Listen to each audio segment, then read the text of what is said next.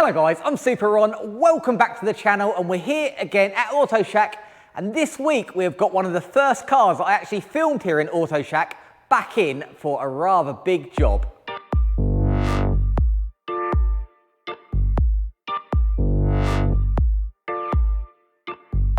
We had this 1987 BMW e28 M5 in for a whole list of jobs about 2 years ago, and one of those towards the end of the video was trying to fix an oil leak coming from the cylinder head. I took the rocker cover off, resealed everything up, but it's only a bit of a temporary fix and the leaks have continued. The leaks have got worse and it actually looks like it is now coming out of the head gasket as well as the cam box, and we've got signs of the coolant leaking from the head gasket externally as well. The oil leak around the cam box has now got so bad it drips straight onto the exhaust and it's borderline setting itself on fire. The engine is also very tired. It does smoke a bit when you give it some. So this time we're going to go the full hog, take the engine out and inspect what it needs. Hopefully it'll just be a head gasket and a top end rebuild, but the sump is leaking as well, and that's a subframe out job. So all these little things around the engine that need doing, we're just going to take the whole engine out. So that's what we're going to do to start with.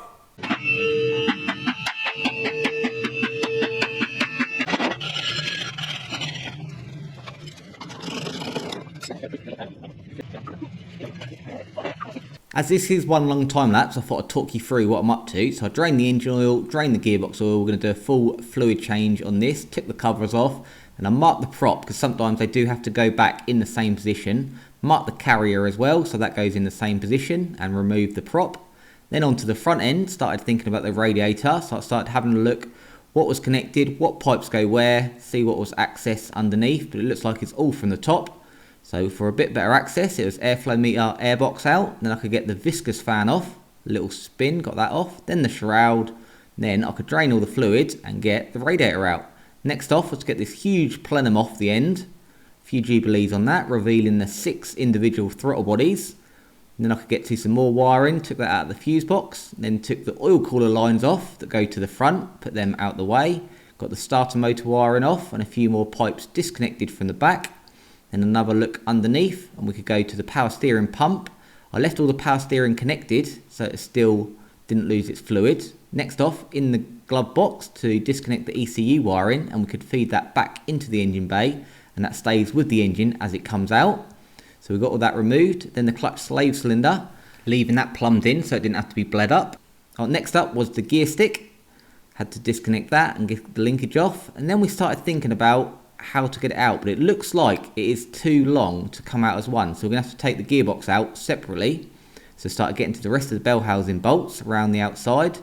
Not that easy when it's right up against the bulkhead, a few wobbly ratchets, but managed to get all the way around. Then from the top could get the last 2 just about reaching. Had to jack it up, move it around a bit, but just about got to it in the end. And then with my lovely assistant we got the gearbox out, which is surprisingly quite small in these. I was expecting a bigger box. So now it's time to get the engine out. Jacked it up a little bit so we could get to the back. Engine crane out, donk donk, jack up and connect. And then it's just a case of lifting it up. But then we found that it fouled the bonnet. I couldn't get it high enough. So we took the decision to take the bonnet off and put that somewhere safe.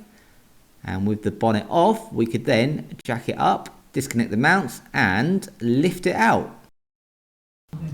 And now it looks more like a big Airfix model M5. We've got all the bits apart and we're left with the engine. It's this side that's got the big oil leak at the back there on the exhaust. But now we've got that out, we've got a completely empty engine bay and we don't really need the car anymore, so we can get that out of the way and start stripping down.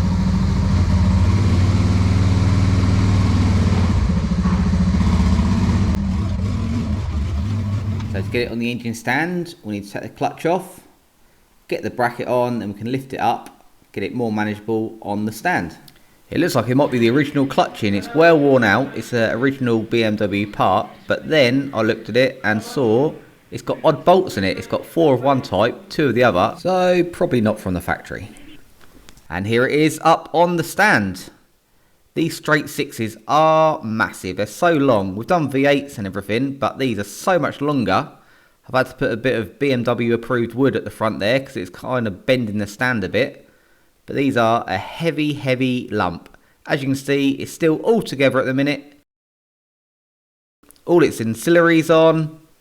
And we have to strip all them down, and the 6 individual throttle bodies, which are super cool on these. So we'll strip that down and get this down to a bare engine and see what we can find. So started at the top, ignition leads off, distributor off, and then started on the throttle bodies.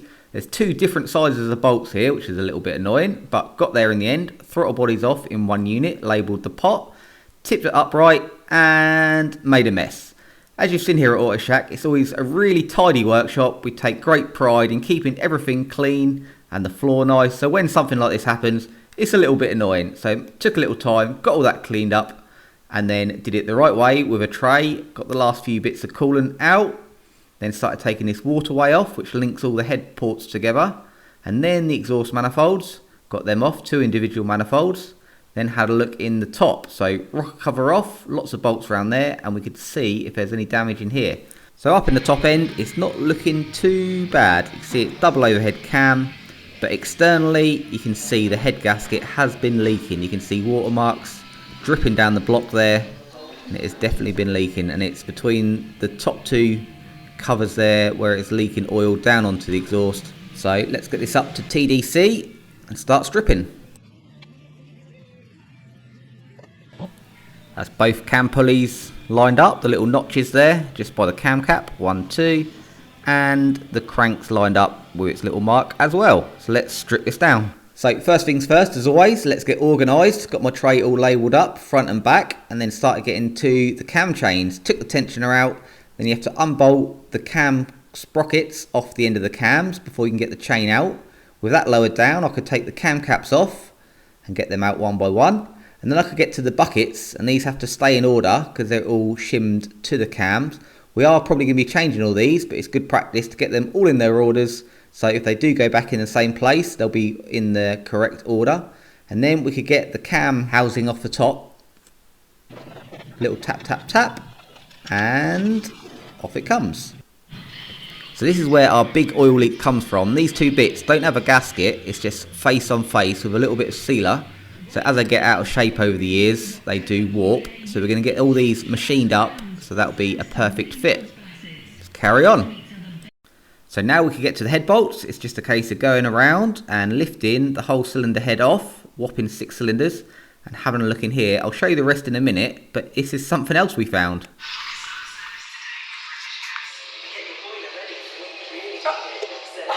It's a glove, isn't it? No, just silicone. Cylinder head off, nothing looks too bad in there, nothing broken. No bits missing in here. We'll give this a closer inspection at the minute. They're just one of those waterways was blocked up with a bit of silicone.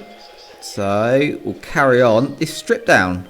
Next we move on to the bottom end. Got my tray ready this time. Don't make the same mistake twice. So at the front we've still got the alternator on. So release that off, release the belts off, get the wire off. Next we'll get the sump off. So here is the sump off. You can see all the mains. But when I went to unbolt the oil pump, we found this is loose. The actual nut on the front is loose. So how much of a lucky escape was this? This is the main drive for the oil system on the entire engine. Also, I noticed that one of these bolts is missing. If that sprocket had come off, that would have been 0 oil pressure. Not good. Let's crack on. Now these are all the sump bolts, and what I'm doing here is just running a tap through each one. Because the sump gasket is sealed on as well, these were covered in sealer. So you just want to get all the sealer off or they won't torque up properly. And it's good doing it here because you don't want to mess around when you're trying to put it back together. You want to have all the bits ready. So on the strip down, we just get everything cleaned up, everything ready. And then, of course, put into a bag and labelled. All ready for reassembly. With that oil pump sprocket being so precarious, we thought we'd check a bearing. We did the furthest away from the oil pump. This would be the worst one, just in case that sprocket was just spinning on itself and it had low oil pressure.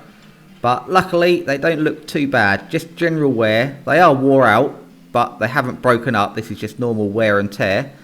But I don't know if you can quite see there, but these actually say BMW standard. So these are the original bearings in the engine.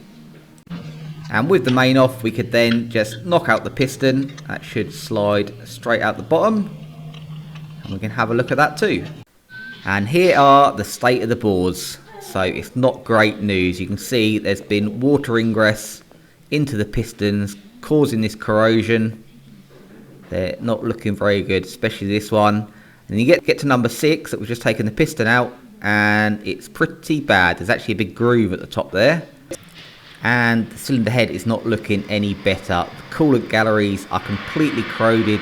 The coolant has rotted away. The aluminium, this is going to need a lot of work if it's salvageable at all. Continuing the strip down, it is water pump next. Get that off and out the way, and then it's onto the crank pulley.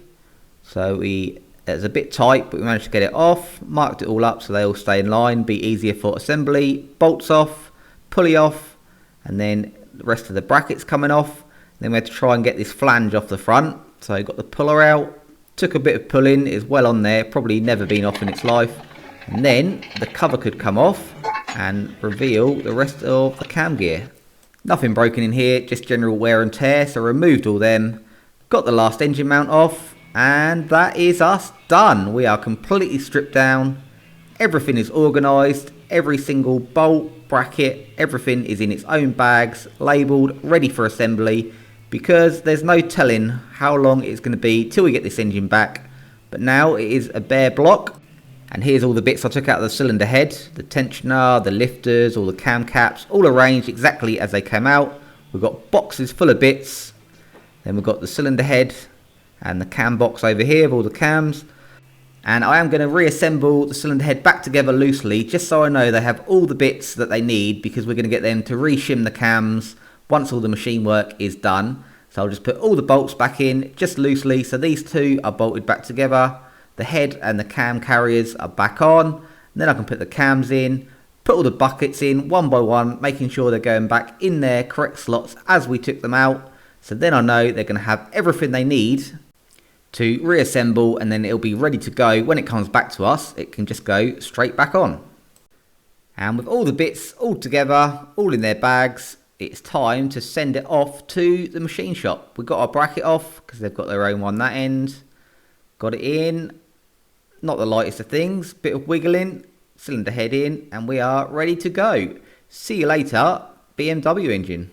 So we'll just have to wait and see what the machine shop says, because that is not looking good in there. Hopefully it is salvageable and get this M5 back on the road.